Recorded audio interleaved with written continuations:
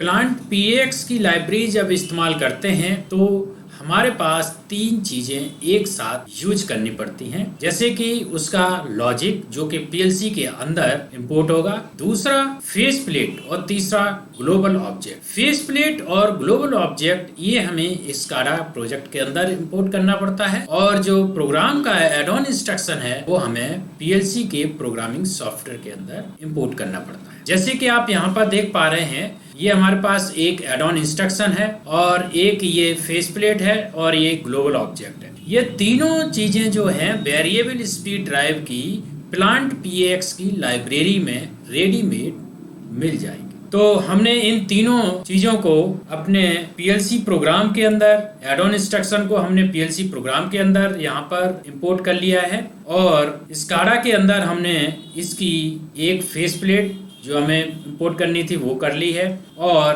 कुछ इसके global object हैं वो भी मैंने इसके अंदर इंपोर्ट कर लिए है। ग्लोबल ऑब्जेक्ट भी हम यहाँ पर दिखा देते हैं। ये ग्लोबल ऑब्जेक्ट हैं, अलग अलग तरीके के हैं, तो ये हमने यहाँ पर इंपोर्ट कर लिए हैं। अब हमारा सबसे पहला काम है कि पीएलसी के अंदर जो एड ऑन इंस्ट्रक्शन हमने इंपोर्ट किया है उसको इस्तेमाल करना। तो कैसे इस्तेमाल करेंगे, तो आज की इस क्लास में हम एक नई रूटीन बनाएंगे। तो नई रूटीन बनाने के लिए इस पर राइट क्लिक करेंगे और एक नई रूटीन बना देंगे और कोई नाम दे देंगे। जैसे मान लीजिए आज बीएसडी का टॉपिक है तो बीएसडी ही नाम दे देता हूँ, बीएसडी। ये मैंने एक नाम दे दिया है और ओके कर। तो ये वाली यहाँ पर एक रूटीन बन गई है। अब सबसे पहले हम मेन रूटीन में इस रूटीन को कनेक्ट करेंगे। तो इसके लिए हम क्या करेंगे, एक JSR लगाएंगे, कॉपी पेस्ट करेंगे और बीएसडी वाली रूटीन को हम यहाँ पर कनेक्ट कर देंगे। अब हमारी ये बीएसडी वाली जो रूटीन है ये रेडी हो गई। इसके अंदर आज की क्लास का जो टॉपिक है, जो हमने ऑलरेडी इसमें इंपोर्ट कर रखा है PBSD, इस वाले इंस्ट्रक्शन को हम यहाँ से एक बार क्लिक करके यहाँ ले लें। अब इसके अंदर सबसे पहला जो काम है, P_BSD के अंदर हमें एक टैग देना होता है। जैसे हमारे पास 10, 20 या 50 BSD हमारे प्लांट में लगी हुई हैं, तो हम कुछ नाम दे सकते। BSD_101 ये नाम दे दिया। ये नाम देने के बाद इसको एक बार राइट क्लिक करके न्यू क्रिएट करेंगे। डेटा टाइप इसका PBSD ही रहेगा जो इंस्ट्रक्शन है और इसको कनेक्ट करने के बाद run_fb इस नाम से मैं एक टैग बना देता हूँ। मैंने ये टैग बना दिया। अब इसके अंदर और क्या चीज़ चाहिए, इसके अंदर और एक ये INP_NV इंटरलॉक ओके। ये इंटरलॉक एक्चुअली एक इमरजेंसी पुश बटन है, उसके लिए ये इस्तेमाल होता है। तो यहाँ पर मैं कोई एक टैग बना देते हैं इमरजेंसी का EMG, इमरजेंसी इंटरलॉक में इसका नाम दे देता हूँ और इसको एक राइट क्लिक करके इसका टैग क्रिएट कर दिया। दूसरा, इसके अंदर INP हैंड यानी कि लोकल और रिमोट का एक सिग्नल है, तो मैं इसको भी एक बना लेता हूँ। मान लीजिए मैं LR ही बना देता हूँ। LR बनाने के बाद इसको एक बार क्रिएट कर देंगे और क्रिएट हो गया। अब इसके अंदर हमारे पास एक आउटपुट रेफरेंस भी यहाँ पर एक बनाना पड़ेगा। तो मैं मान लीजिए REF_1 इस नाम से बना दिया, ये बन गया। क्रिएट कर देंगे। उसके बाद कुछ चीज़ हमें चाहिए, जैसे आउटपुट रन, ये हमारा रन कमांड है, तो मैं यहाँ पर RUN_CMD इसका नाम बना दिया। तो ये भी टैग हमने यहाँ पर एक बार क्रिएट कर देंगे। अब ये इसके अंदर कोई भी एरर नहीं रही है। अब ये हमारा लॉजिक यहाँ पर बन गया है। अब इसको एक बार हम पीएलसी के अंदर डाउनलोड कर देंगे। डाउनलोड पे क्लिक करेंगे। ये सिंपल हमारा यहाँ पर लॉजिक बन गया है। अब इसके अंदर हमें कुछ चीज़ें चाहिए होंगी, जैसे कि जब हमारा ये आउटपुट निकलेगा ऑन कमांड का तो हमारी फीडबैक भी आनी चाहिए, अदरवाइज ये फॉल्ट दिखाएगा। और जब हम स्पीड का रेफरेंस देंगे तो उसका फीडबैक भी आना चाहिए। अब हमको एक आर्टिफिशियल रन फीडबैक और आर्टिफिशियल स्पीड फीडबैक दो बनाने हैं। तो इसको हम यहाँ पर एक बना लेते हैं। एक रंग लेंगे, सबसे पहले एक NO कॉन्टैक्ट लेंगे और यहाँ पर run_CMD, इससे हम एक run_FB जनरेट कर देंगे। दूसरी रंग एक लेंगे और इसके अंदर एक MOV लेंगे और यहाँ पर हम इस BFD का जो वेल अंडरस्कोर स्पीड रेफरेंस का जो टैग है, तो इसको हम एक बार सेलेक्ट करेंगे, राइट क्लिक करेंगे, एडिट में जाएंगे और यहाँ से इसका टैग कॉपी करेंगे। उसके बाद यहाँ पर डबल क्लिक करेंगे, पेस्ट करेंगे डॉट वेल स्पीड रेफरेंस, ये आ गया। इसको हम मूव करा देंगे फीडबैक में, ताकि हमारा जब रेफरेंस जाए वही फीडबैक बन जाए। तो ये 2 चीज़ हमने आर्टिफिशियल बना दी जो कि हमको चाहिए होंगी, क्योंकि अभी हमारे पास ओरिजिनल यानी कि एक्चुअल फीडबैक हमारे पास नहीं आ रहा है। अब हम अपने स्काडा के अंदर जाएंगे और स्काडा के अंदर फेस प्लेट आप यहाँ पर देख पाएंगे, ये फेस प्लेट इसके अंदर है। अब हम अपने ग्लोबल ऑब्जेक्ट के अंदर जाएंगे और P_BSD ग्राफिक्स लाइब्रेरी इसके अंदर जाएंगे और यहाँ से ये कई सारे यहाँ पर दिए हुए हैं, हम किसी एक को यहाँ से सिलेक्ट करेंगे और कॉपी करेंगे और इस ग्लोबल ऑब्जेक्ट को कॉपी करने के बाद इसको अपनी स्क्रीन नंबर 3 पर ले जाएंगे और पेस्ट कर देंगे। तो ये हमारे पास यहाँ पे आ गया। मैं यहाँ इसको रख देता हूँ।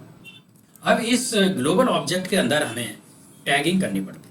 टैगिंग इन द सेंस इस ग्लोबल ऑब्जेक्ट के अंदर ये वाली जो फेस प्लेट है ये ऑलरेडी कनेक्टेड है, हमको सिर्फ इसके साथ टैग कनेक्ट करना है, जो कि अभी हमने प्रोग्राम के अंदर बनाया है।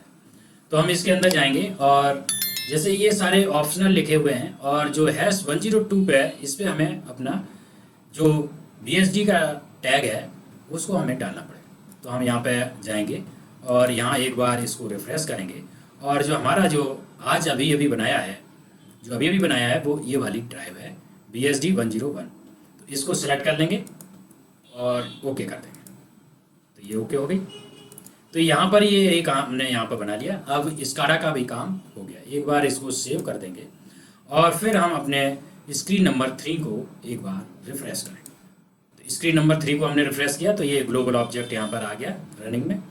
अब इस पर एक बार क्लिक करेंगे तो आप देख पाएंगे यहाँ पर ये पॉपअप खुल के आ गया। इस पॉपअप के अंदर अभी देख पाएंगे कि इसके अंदर कुछ सेटिंग करनी पड़ेगी। जैसे ये ड्राइव अभी रेडी नहीं है और इसका जो मोड है वो भी सिलेक्टेड नहीं है और ये लोकल में अभी सिलेक्ट है। तो हम बारी बारी से एक एक चीज यहाँ पर चेक करेंगे। सबसे पहले हम इसके अंदर लोकल रिमोट को सिलेक्ट करेंगे। तो लोकल रिमोट को एक बार हम यहाँ प्रोग्राम से ही कर देंगे, क्योंकि अभी हमारे पास लोकल रिमोट बने। तो यहाँ पर एक बार लोकल रिमोट की करें तो आप स्काडा में देख पाएंगे कि अब ये ऑपरेटर मोड में आ गया है। दूसरा अभी ये ड्राइव जो हमारी है वो रेडी नहीं है। तो सबसे पहले हम ड्राइव को रेडी करेंगे। तो ड्राइव की रेडी की जो कंडीशन है वो हम यहाँ से एक बार ट्रू कर देंगे। ड्राइव की कंडीशन रेडी हो गई, यानी कि ड्राइव रेडी हो गई। अब हमको यहाँ पर कुछ परमिसिव और इंटरलॉक जो अभी नहीं मिल रहे हैं तो इनको भी ओके करें। तो सबसे पहले हम लॉजिक के अंदर परमिसिव वाली इस इंटरलॉक को ओके करेंगे। तो आप यहाँ पर देख पाएंगे ये P परमिसिव ये ओके हो गई है।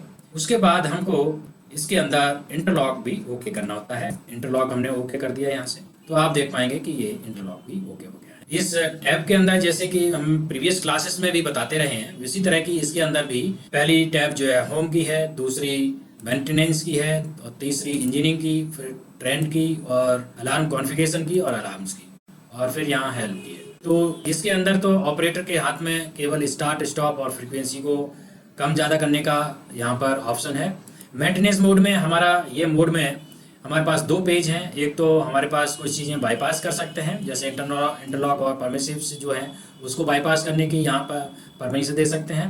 दूसरी टैब में यहाँ पर कुछ पल्स के टाइम हैं और कुछ हाई और लो की फ्रिक्वेंसी की लिमिट के भी यहाँ पर ऑप्शंस हैं, जिसको हम चेंज कर सकते हैं। अगर हमें फ्रिक्वेंसी लिमिट करनी है, यानी कि मान लीजिए मैं फ्रिक्वेंसी 30 से 40 के बीच में ही देना चाहते हैं, तो 30 और 40 हम सेट कर देंगे मिनिमम मैक्सिमम में।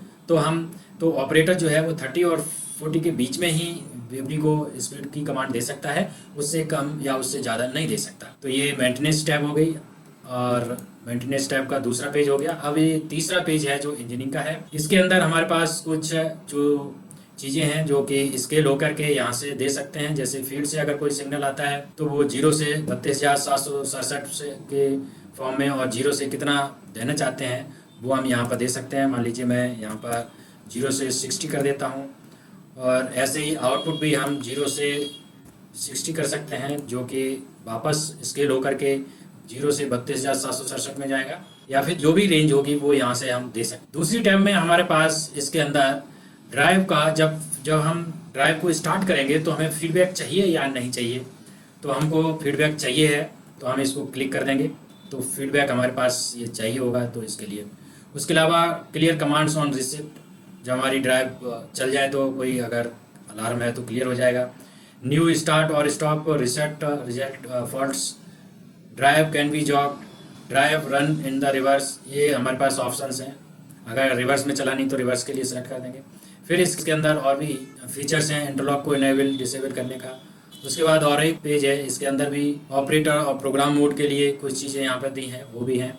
उसके बाद 5वें नंबर में इसके अंदर इनपुट डेटा और आउटपुट डेटा लिंक, यहाँ से हम इसकी स्केलिंग करके भी भेज सकते हैं फील्ड को। तो इस तरह से हमारे पास इस फेस प्लेट के अंदर 5 टैब हैं। और फिर जो नेक्स्ट टैब है उसके अंदर हमारे पास यहाँ पर सिग्नल का ग्राफ यहाँ पर दिखाई देगा, और उसके बाद वाली है यहाँ पर अलार्म कॉन्फ़िगरेशन है। और उसके बाद वाली जो टैब है इसके अंदर अगर कोई अलार्म आएगा तो यहाँ डिस्प्ले करेगा, साथ ही साथ यहाँ पर एक बटन भी इनेबल हो जाएगी जो कि इसको इनेबल करेगा, एक्नॉलेज करने के लिए इनेबल करेगा। और उसके बाद ये लास्ट वाली हेल्प की है। तो अभी के केस में हमने इनपुट को इनेबल किया है, इस टैब में ये दिखा रहा है कि इनपुट को इनेबल किया है।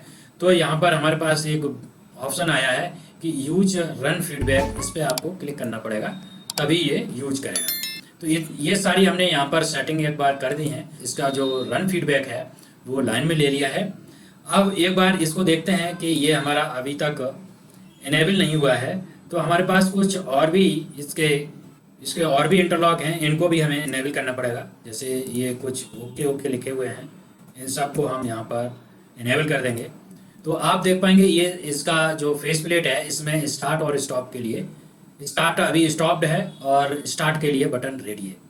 अब जैसे ही हम इसको एक बार स्टार्ट करेंगे तो ये VFD रनिंग में दिखानी चाहिए। ये VFD यहाँ पर रनिंग हो गई, यहाँ पर भी यहाँ पर इसने रनिंग दिखा दी। अब अगर इसकी हम यहाँ से कोई स्पीड देंगे, मान लीजिए मैं कोई 10 हर्ट्ज देना चाहते हैं, 10 फ्रिक्वेंसी, तो हम यहाँ से 10 टाइप करेंगे और एक बार अप्लाई करेंगे तो ये इसके अंदर चली जाएगी और ओके कर देंगे तो ये 10 हर्ट्ज पर ये VFD चलने लगी है। और यहाँ पर भी इसने शो कर दिया।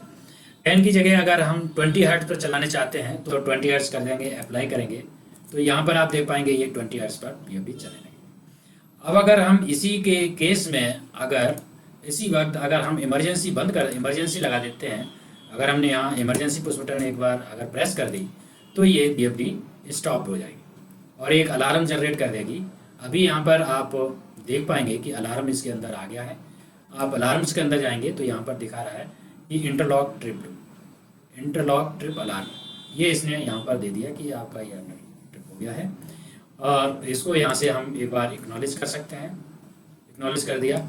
लेकिन इमरजेंसी जब तक यहाँ पर लगी रहेगी तो ये स्टार्ट करने के लिए यहाँ पर रेडी नहीं करेगा, ना ही स्टार्ट कर सकते ना ही स्टॉप कर सकते, क्योंकि इमरजेंसी केस में इसने डायरेक्टली VFD का कमांड हटा दिया है, रिलीज कर दिया है। अब आप ना तो यहाँ से स्टार्ट कर सकते हैं ना स्टॉप कर सकते हैं।